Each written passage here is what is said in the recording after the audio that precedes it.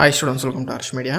So இன்றைக்கி நம்ம இந்த வீடியோவில் எதை பற்றி பார்க்க போகிறோம் அப்படின்னா, நம்ம already 10th standard English Tamil எல்லாம் பார்த்து முடிச்சுட்டு மெயின் சப்ஜெக்ட்ஸான மேத்தமெட்டிக்ஸ், சயின்ஸ், சோஷியலுக்கான சீரீஸை இப்போ ஆரம்பிக்கிறோம்.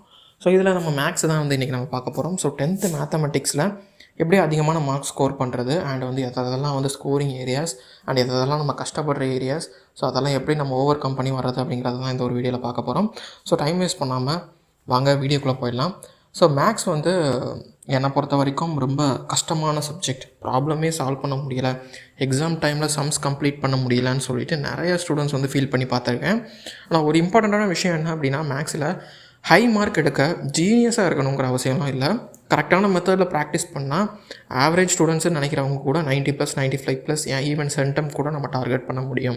ஸோ இந்த வீடியோவில் நம்ம என்ன சாப்டர்ஸ் ஃபோக்கஸ் பண்ணணும், அப்புறம் பார்த்திங்கன்னா எப்படி ப்ராக்டிஸ் பண்ணணும், அப்புறம் எக்ஸாம் ஹால் ஸ்ட்ராட்டஜிஸ் எல்லாம் என்ன அப்படின்னு சொல்லிட்டு டக்குன்னு பார்த்துடலாம் வாங்க. ஸோ ஃபஸ்ட்டு பார்த்திங்க அப்படின்னா, மேக்ஸில் மட்டும் நம்ம படித்து மார்க் எடுக்க முடியாது. இங்கிலீஷ் தமிழ் மாதிரி ரிமெம்பர் பண்ணி மார்க் எடுக்க முடியாது. மேக்ஸை பொறுத்த வரைக்கும் ஃபர்ஸ்ட் ஆஃப் ஆல் கான்செப்ட், அதுக்கப்புறம் ப்ராக்டிக்ஸ் அண்ட் தென் பார்த்திங்க அப்படின்னா ஸ்பீடுங்கிறது ரொம்ப முக்கியம். ஸோ இந்த 3 விஷயத்தையும் நம்ம கரெக்டாக பண்ணால் மட்டும்தான் ஒரு சம்மை பார்த்தா ஆன்சர் தெரியணும் அப்படிங்கிற அளவுக்கு நம்ம ப்ரிப்பேர்டாக இருக்க முடியும். அப்படின்னா தான் நம்மளால் அதை சால்வ் பண்ண முடியும். ஸோ ஃபஸ்ட்டு விஷயம் இது தாங்க, கான்செப்ட், ப்ராக்டிஸ், மெத்தடுங்கிறத நீங்கள் ஃபார்முலாவாக மேக்ஸ் சப்ஜெக்ட்டுக்கு அப்ளை பண்ணி படிக்கணும். ஸோ அதுக்கப்புறம் பார்த்திங்க அப்படின்னா மோஸ்ட் இம்பார்ட்டண்டான ஸ்கோரிங் ஏரியாஸ்ன்னு எதுன்னு பார்த்துக்கிட்டோன்னா, மேக்ஸில் ஃபுல் பேப்பருக்கும் ஈக்குவல் இம்பார்ட்டன்ஸ் கொடுக்கக்கூடாது. ஃபஸ்ட் ஆஃப் ஆல் இம்பார்ட்டண்ட் ஏரியாஸ்ன்னு ஒரு சில விஷயங்கள் இருக்குது. ஸோ அதெல்லாம் நம்ம ஃபஸ்ட்டு பார்க்கலாம். ஃபஸ்ட் ஆஃப் ஆல் அடுத்தது அல்ஜீப்ரா. ஸோ அல்ஜீப்ராவை பொறுத்த வரைக்கும் அதிக வெயிட்டேஜ் இருக்கக்கூடிய யூனிட்டே அல்ஜீப்ரா தான். ஏன்னா பார்த்திங்கன்னா உங்களுக்கு கிராஃபும் அல்ஜீப்ராலேருந்து வருது, அகைன் பார்த்திங்கன்னா 5 மார்க்ஸும் அல்ஜீப்ராலேருந்து நிறையா வருது, 2 மார்க்ஸ் வருது, 1 மார்க்ஸ் வருது, அண்ட் எல்லாத்துலேயுமே அதிகமாக அல்ஜீப்ராலேருந்து கேட்குறாங்க. ஸோ அதனால் அல்ஜீப்ராவுடைய ஈக்குவேஷன்ஸ், ஐடென்டிட்டிஸ், ப்ராப்ளம்ஸ் எல்லாமே நம்ம கண்டிப்பாக படிக்கணும். ஃபார்முலா தெரிஞ்சிருந்தால் தான் ஈஸியாக ஸ்கோர் பண்ண முடியும். அப்புறம் ஜியாமெட்ரி. ஸோ ஜியாமெட்ரிக்கல் பார்ட்லேயுமே கண்டிப்பாக 5 மார்க்ஸில் தியரம்ஸ் கேட்குறாங்க, ஒரு சில டைம் சம்ஸ் கேட்குறாங்க, அண்ட் அகைன் 8 மார்க்கில் உங்களுக்கு ஜியாமெட்ரிக்கெலாம் வரைய சொல்கிறாங்க. இந்த விஷயங்கள்லாம் நிறையா இருக்குது. ஸோ ஜியாமெட்ரியும் பார்த்திங்கன்னா ஒரு இம்பார்ட்டண்ட்டான யூனிட். அப்புறம் பார்த்திங்கன்னா ட்ரிக்னாமெட்ரி. ஸோ ட்ரிக்னாமெட்ரியை பொறுத்த வரைக்கும் என்ன கேட்டிங்க அப்படின்னா, நிறைய ஐடென்டிட்டிஸ் மனப்பாடம் பண்ணணும். அது எல்லாமே உங்களுடைய ஃப்யூச்சர் 11th 12க்குமே யூஸ் ஆகும். ஸோ அந்த மாதிரி ரிப்பீட்டடான ப்ராக்டிஸ் இருந்தால் மட்டும்தான் ட்ரிக்னாமெட்ரியை கண்டிப்பாக நம்மளால் ப்ராக்டிஸ் பண்ணி ப்ரிப்பேர்டாக கொண்டு போக முடியும். வேல்யூஸ், ஃபார்முலாஸ் எல்லாத்துலேயுமே ஸ்ட்ராங்காக இருக்கணும். ட்ரிக்னாமெட்ரிக் டேபிள்லையுமே நம்ம ஸ்ட்ராங்காக இருக்கணும்.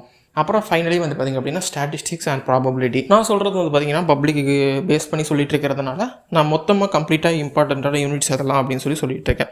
So finally statistics and probability. So இதில் பார்த்திங்க அப்படின்னா இதுவும் பார்த்திங்க அப்படின்னா ரொம்ப ஸ்கோர் பண்ணக்கூடிய ஒரு ஏரியா, ஈஸியாக ஸ்கோர் பண்ணக்கூடிய ஒரு ஏரியாவாக இருக்குது. ஸோ இதுலேயும் பார்த்திங்க அப்படின்னா நம்ம நிறையா ஃபார்முலாஸ் படிக்க வேண்டியது இருக்குது. அண்ட் ஸ்டாட்டிஸ்டிக்ஸ் படிக்கிறப்போ பார்த்திங்க அப்படின்னா நம்ம கண்டிப்பாக மீனுக்கு நிறையா ஃபார்முலா படிப்போம். அது மட்டும் இல்லாமல் வேரியேஷன்ஸ் படிப்போம். ஸோ இது எல்லாத்துலேயுமே பார்த்திங்க அப்படின்னா ஃபார்முலாஸ் அதிகமாக நம்ம மனப்பாடம் பண்ணணும். ஸோ அது மூலியமாக தான் பார்த்திங்க அப்படின்னா இந்த யூனிட்லேயுமே மார்க் அதிகமாக ஸ்கோர் பண்ண முடியும்.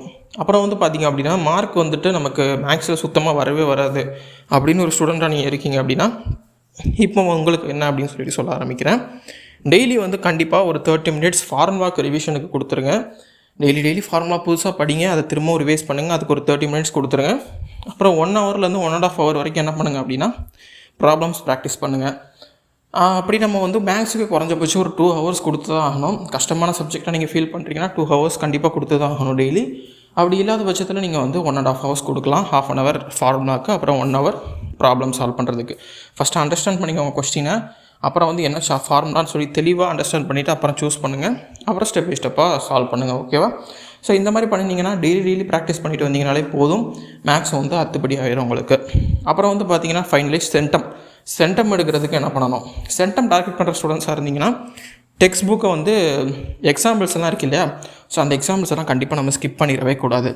எவ்ரி எக்ஸசைஸில் இருக்கக்கூடிய ஈஸி சம்ஸாக இருந்தாலும் சரி, மீடியம் சம்ஸாக இருந்தாலும் சரி, இம்பார்ட்டண்ட்டாக இருக்கக்கூடிய கஷ்டமான சம்ஸாக இருந்தாலும் சரி, எல்லா சம்மையும் நம்ம ப்ராக்டிஸ் பண்ணணும். நோக் அண்ட் கார்னரில் இருக்கக்கூடிய எல்லா சம்ஸையும் நம்ம ப்ராக்டிஸ் பண்ணணும் கண்டிப்பாக. அப்படி ப்ராக்டிஸ் பண்ணால் மட்டும்தான் நம்ம சென்டம் அடிக்க முடியும்.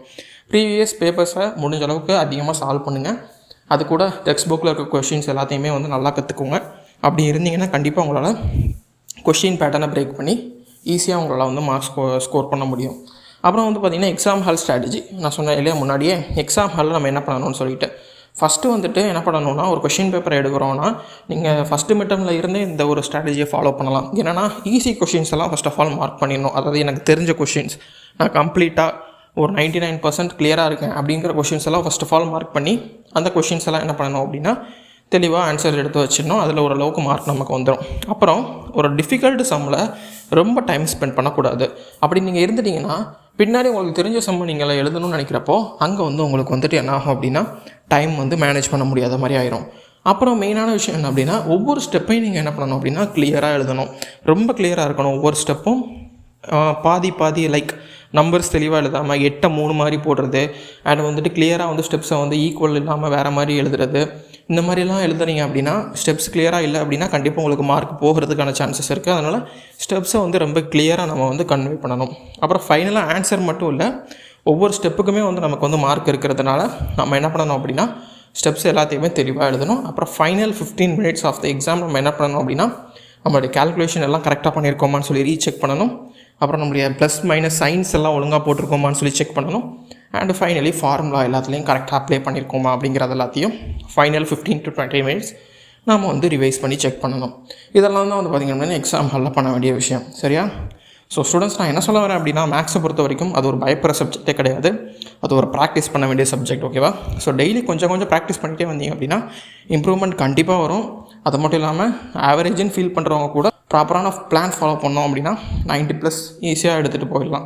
ஸோ மேக்ஸை அவாய்ட் பண்ணாமல் மேக்ஸை மாஸ்டர் பண்ணுங்கள். கண்டிப்பாக உங்களால் அதிக மார்க் ஸ்கோர் பண்ண முடியும் மேக்ஸில். ஸோ அது மட்டும் இல்லாமல் மேக்ஸை பற்றியும் சரி, அடுத்த சயின்ஸ் சோஷியலை பற்றியும் சரி அடுத்தடுத்து நம்ம சேனலில் வீடியோஸ் வந்துகிட்டே இருக்கும். ஸோ அதெல்லாம் ஸ்கிப் பண்ணாமல் பாருங்கள். உங்களுடைய எக்ஸாம்ஸுக்கு அதெல்லாம் கண்டிப்பாக யூஸ்ஃபுல்லாக இருக்கும். ஸோ உங்கள் கூட நான் இருக்கேன். கண்டிப்பாக நல்ல மார்க் ஸ்கோர் பண்ணுவீங்க அப்படிங்கிற நம்பிக்கையோட இந்த ஒரு வீடியோவை நான் இதோட முடிச்சுக்கிறேன். இன்னொரு நல்ல வீடியோவில் உங்களை சந்திக்கிறேன். Until then, thank you.